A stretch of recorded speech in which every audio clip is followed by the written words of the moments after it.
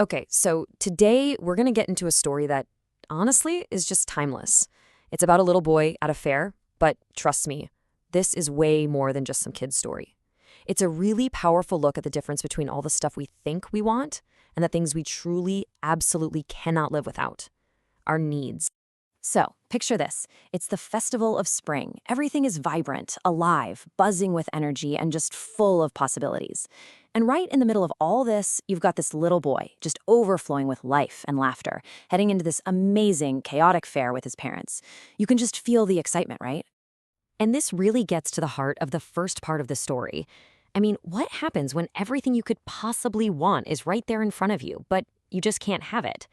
Just try to put yourself in his shoes for a second. You're a kid in this absolute sea of wonders, and everywhere you turn, there's something new and amazing. It's the perfect setup for that classic showdown between what a kid wants and, well, what his parents will allow. Which brings us perfectly to our first section, the Festival of Wants. This is where we get to see the whole world completely through his eyes. And let me tell you, it is a world packed with one temptation after another. And it starts off simply enough, right? Where else but a toy shop? He sees a toy he absolutely loves, his heart is set on it, and so he pleads, I want that toy. But what happens next? This is key. It sets up a pattern that we're going to see again and again. See, the thing is, he doesn't even have to hear the word no. He already knows. He sees it in his father's eyes, that old, cold stare of refusal. It's not just a simple denial. It's this look that he knows so well, and it's already teaching him a lesson about what happens when you ask for things. So naturally, when it gets to the next temptation, the sweet seller, his whole approach has changed. He spots his favorite sweet, a burfie, and you know his mouth is watering. But this time, no pleading. He just slowly murmured it, almost like he's just saying it to himself. He's already figured out it's better to just keep those wants quiet. And the psychology here is just fascinating, isn't it? He's so used to being refused that he just anticipates it and moves on. He barely even gets the words out before he's walking away, because he already knows what the answer would be. Or worse, the accusation, that he's being greedy. Yep, and this pattern just keeps on repeating. He sees this gorgeous garland of flowers. Nope.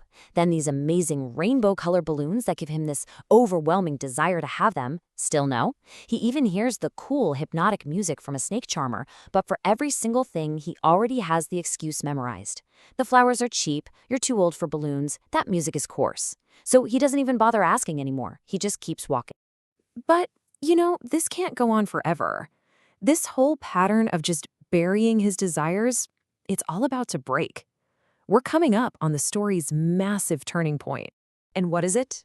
A roundabout. It's in full swing, people are laughing and shrieking with joy, and he is just completely mesmerized.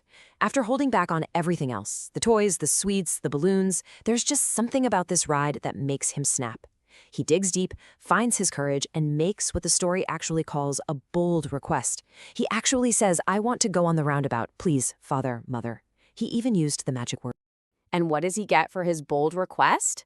Nothing. Absolute silence. He doesn't get the cold stare. He doesn't get a no. Just nothing at all. And somehow that silence is way, way more terrifying than any no could ever be. So he turns to look for them. He looks to his side, then he looks behind him. And in that one heart-stopping moment, his entire world just falls apart. They're not there. They're gone.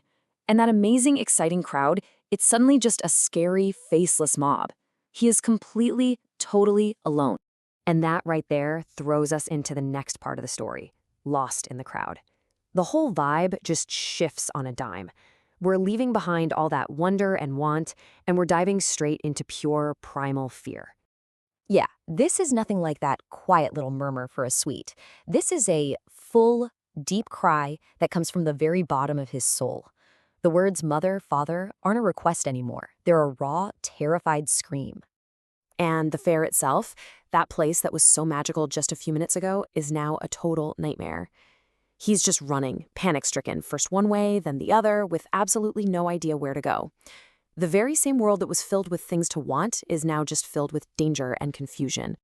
He's running around, totally lost, and just as it looks like he might get trampled in the crowd near a temple, a little bit of kindness appears.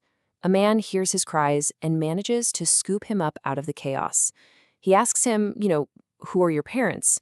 But the poor kid can only cry harder. His fear is just too big. And this is where the story's powerful message really hits home. This is where we see the massive difference between all those fleeting wants and one single urgent need. I mean, look at this. It really lays it all out, doesn't it? On one side, you have his whole world from before. The toys, the sweets, the balloons, the roundabout, that whole parade of wants. But the second he feels unsafe, all of that, it just vanishes. It collapses into that one single desperate need on the other side. I want my mother. I want my father. So this kind man, trying to help, does the most logical thing in the world. He tries to offer the boy everything he thinks a little kid could want. He takes him to the roundabout, he points out the snake charmer, he offers him the balloons, literally all the things the boy was dreaming about just a little while ago. But it's useless. The magic is completely gone. Those balloons he wanted so badly, he literally turns his head away from them and just keeps sobbing. All those desires have been totally wiped out, replaced by this one fundamental need for safety, for love, for his parents. So where does this incredibly powerful, simple story leave us? Well, with a pretty deep final question. Think about the incredible irony here. The very second he's finally offered everything he was longing for free, none of it matters anymore. When faced with a real, terrifying loss, all those material wants just become, well, worthless. Which brings us right back to that ultimate question. Why does he lose all interest in the things he wanted so badly before? I think the answer is right there in the story. It shows us, so brilliantly, that our wants are kind of a luxury. They only really exist when they're built on a foundation of safety and security.